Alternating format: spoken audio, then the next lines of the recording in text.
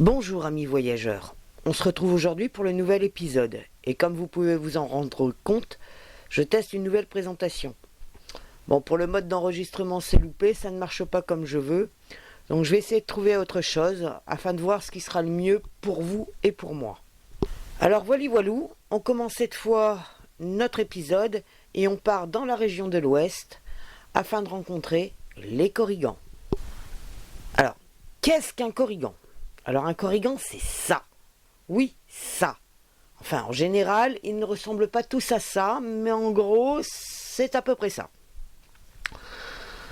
Ils vivent dans les bois, les dolmens et les tumuli.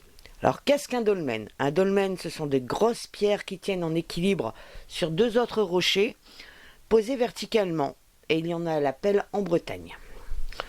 Les tumuli, c'est déjà le pluriel de tumulus. C'est un petit monticule fait par l'homme, à base de pierre et de terre. D'où viennent les Korrigans ? Ben oui, Bretagne. Je me suis quand même un peu spoilé juste avant. Ben oui, quoi. Les dolmens, les tumuli. Non, bon, ben c'est pas grave. Ça aurait dû vous aider, mais bon, c'est pas grave. Ah oui, les Korrigans sont d'origine celte. Alors, Korrigan vient du breton. Et comme la langue bretonne est très complexe, il existe plusieurs mots qui peuvent correspondre à ce petit peuple. Kor signifie nain. Ig, lui signifie petit. Et an est un suffixe qui n'existe plus, mais qui voulait dire lui aussi petit. Donc Korrigan signifie petit, nain. Non, une seule fois c'était petit, c'était pas assez suffisant pour qu'on comprenne bien. Donc ils ont insisté sur le petit. Oui. Et maintenant ? Quoi maintenant ? C'est déjà fini ? Non ! Bon, enfin, je dois avoir une ou deux légendes quelque part qui se baladent sur l'ordi. Faut juste que je les cherche. Bon, là, pas besoin d'explication, hein. On se retrouve tout de suite. Donc, voilà la première légende. Je vous avais dit que je les aurais retrouvées. La reine des Korrigans. Il était une fois un pauvre pêcheur qui s'appelait Pierre Cavalin. Il demeurait en haut d'une falaise surplombant la mer. Ce soir-là, il faisait mauvais temps. Pierre, assis au coin de la cheminée, mangeait une bonne soupe au lard, avec quelques tartines de pain beurré. Tout à coup, on frappa. Pierre alla ouvrir la porte. Une vieille femme, toute ruisselante, vêtue de guenilles, entra. Le pauvre pêcheur l'invita à s'approcher du feu et à partager sa nourriture. La pauvresse but sa soupe avec appétit. Alors, elle lui dit qu'elle était la reine des Korrigans. Pour le récompenser de sa bonté, elle l'invita dans son palais au pied de la falaise. Elle lui dit d'apporter 3 sacs. À minuit pile, Pierre entrait dans la grotte des Korrigans. Dans une grande salle toute illuminée, dansaient des centaines de Korrigans, habillés de rouge. Le pêcheur fut entraîné par les lutins dans une ronde interminable. Pierre aperçut des coffres, emplis d'or. La reine lui dit qu'il pouvait en prendre autant qu'il voulait, à condition de partir avant le chant du coq. Il mangea, dansa toute la nuit. Quand le soleil commença à se lever, il se précipita pour remplir ses sacs d'or. Soudain, le chant du coq retentit. Pierre courut vers la sortie. Il avait trop attendu. Lorsqu'il arriva chez lui, il ouvrit ses sacs et constata que son trésor s'était transformé en cendres. Pierre était triste. À la nuit tombée, la reine des Korrigans le revint le voir. Elle eut pitié de lui et elle lui offrit un plat magique en terre qui se remplissait de nourriture à chaque fois qu'on le désirait. Pierre Cavalin conserva le plat en terre toute sa vie durant, et ainsi il n'eut plus jamais faim. Alors ça, elle est mignonne comme petite histoire, je la trouve sympatoche. On va passer à la prochaine, qui est le manoir de Quadbilly. Celle-là de légende est assez longue, mais je vais vous la raconter quand même. On est parti. Au temps passé, il existait sur la montagne voisine une maison de Korrigans, sans doute un dolmen. et ces malicieux petits êtres avaient pris la fâcheuse habitude d'envahir chaque nuit le manoir pour s'y livrer à une fête infernale. On les entendait courir de la cave au grenier, s'appeler de leur voix grave et discordante, mener dans toutes les chambres un affreux remue-ménage. Les habitants même de Quad-Billy n'étaient pas à l'abri de leur brimade. Le dernier d'entre eux qui se couchait était assuré de recevoir sur cette partie charnue de sa personne qu'il devait tendre pour se fourrer dans le lit clos une épouvantable claque, saluée aussitôt par des rires stridents et des hurlements de jubilation. Le tapage était tel, les ustensiles, la vaisselle, les meubles semblaient si terriblement bouleversés, secoués, traînés à hu et à dia, qu'on s'attendait à les retrouver le lendemain matin, disloqués ou réduits en miettes. Eh bien, pas du tout. À l'aurore, chaque chose avait repris sa place habituelle et n'offrait aucune trace de dur traitement que les lutins leur avaient fait subir.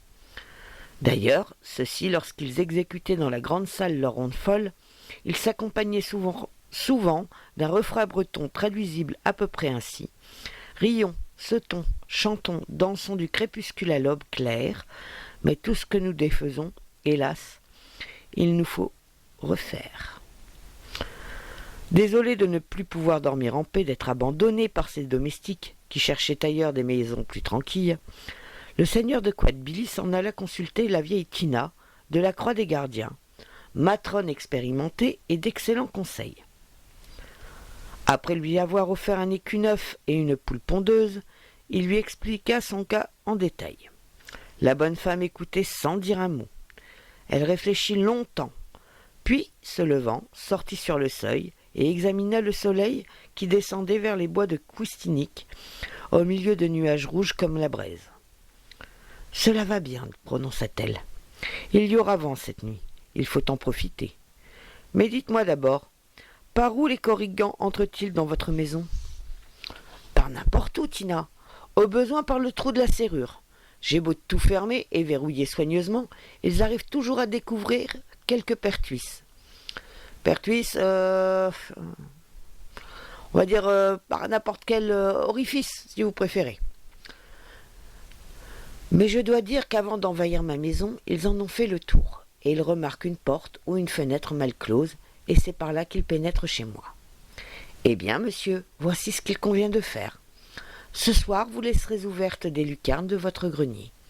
Vous poserez sur l'appui un sac de plumes dont l'ouverture sera déliée et tournée en dehors. Vous y attacherez une corde qui traînera jusqu'au pied de la muraille. Soyez sûr que les corrigans voudront se servir de cette corde pour entrer. Ils s'y suspendront et leur poids fera basculer le sac. Mais celui-ci ne tombera pas jusqu'en bas, parce que vous l'aurez retenu par une corde fixée à l'une des solives. Il restera donc en suspens. Tout son contenu se videra et sera emporté par le vent. Comme ils l'avouent dans leur chanson, les corrigans sont obligés par leur nature de remettre en place ce qu'ils ont dérangé. Ils seront donc forcés de courir après vos plumes et de toutes les retrouver. Celles-ci étant dispersées aux quatre coins du ciel, jamais ils ne les retrouveront toutes. Et la honte les empêchera de revenir désormais chez vous. Les instructions de la vieille Tina furent suivies de point en point, et les choses se passèrent selon ses prévisions. Un concert horrible de glapissements et d'imprécations suivit la chute du sac et l'envol éperdu de ce qu'il renfermait. Il y eut des galopades, des bonds, des clameurs dans la cour, les bois, dans les champs, dans les prés, puis le bruit s'éloigna, s'amoindrit, s'éteignit. Depuis, Quad-Billy n'a plus jamais reçu la visite des corrigans, et ses aimables habitants peuvent dormir aujourd'hui, sans crainte des mauvais esprits, sur leurs deux oreilles. Voilà, c'était le deuxième conte sur les corrigans. Si vous souhaitez en savoir plus sur le sujet, je vous conseille d'aller sur la chaîne Occulture, qui a fait une super vidéo sur le sujet. Et normalement, si je ne me suis pas foiré, ce qui peut arriver, vous pouvez cliquer sur la miniature et vous devriez avoir la vidéo directement. Mais comme je ne suis pas sûr du truc, je vous mets quand même le lien dans la description. Et en parlant de la description, vous trouverez aussi tous les liens dont mes images proviennent. Comme ça, il n'y a pas de problème. Vous pouvez aller cliquer sur les liens directement. Vous irez sur les pages où j'ai été chercher mes images. Nous voilà donc rendus à la fin de l'épisode. J'espère que ce format vous aura plu.